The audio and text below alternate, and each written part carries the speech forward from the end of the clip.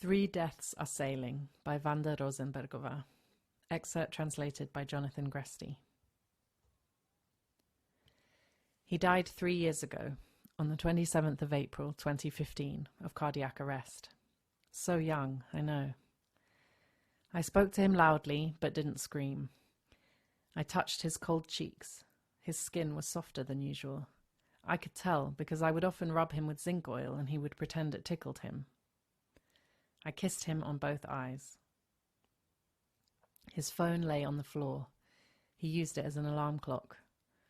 I called for an ambulance at once and told them I'd found my brother dead, so they should hurry.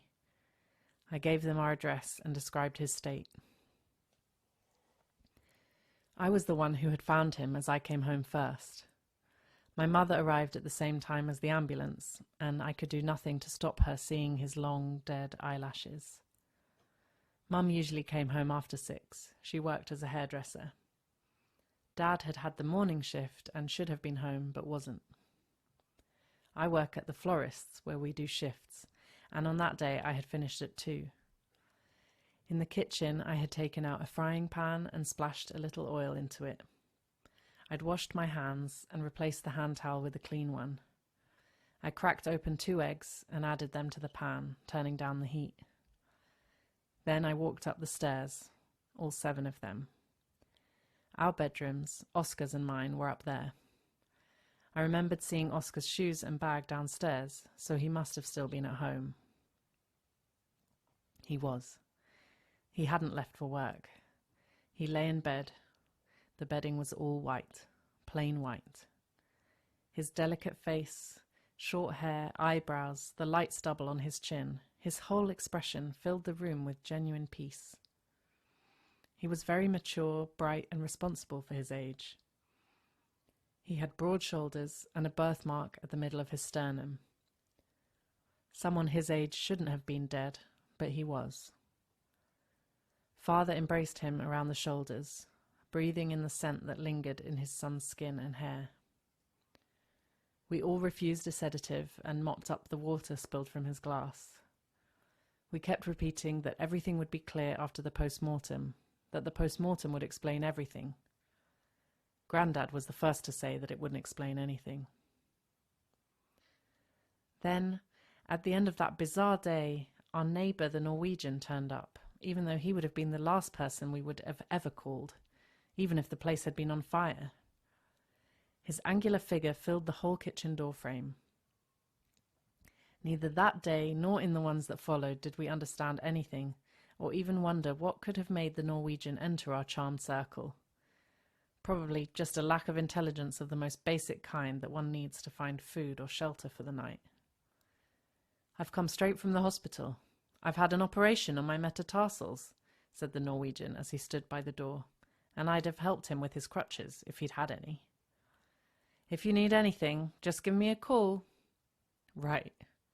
It was unlikely that we'd need anything from him for a year or 2. You ask if I had any feelings of guilt. Yes, of course I did. I felt guilty. I was 9 years, 4 months, and 3 days older than Oskar. My parents had known me since I was adopted at age 8. Things levelled out with time. They'd had us for almost the same length of time. But I am still alive, and not their real child. Since that time, it's always in the dark that I've felt safest. Because evening is the time of day when nothing can hurt me anymore. People usually think of winter evenings as being long, but for me it would be the summer evenings that felt really endless, because that's when it takes so long for the blessing of darkness to arrive. I would only feel complete and certain that nothing would harm me once it got dark. The florist was closed every Monday because we worked on Saturdays. A week after the funeral, I decided to sort out Oskar's room and went through all of his stuff, clearing out his shelves and drawers, dusting off his books, emptying his pockets. I found scraps of paper of every kind, receipts, phone numbers, bits of boiled sweets. And then my hands began to tremble when I came across a blue hardback notepad. It immediately struck me that it looked different, that it must have meant something special to him. Its pages were covered in dense writing. Here and there he had added a sticker with the word Asunción written on it. I dipped into it at random, reading a sentence here and there, and soon realized that these were his dreams.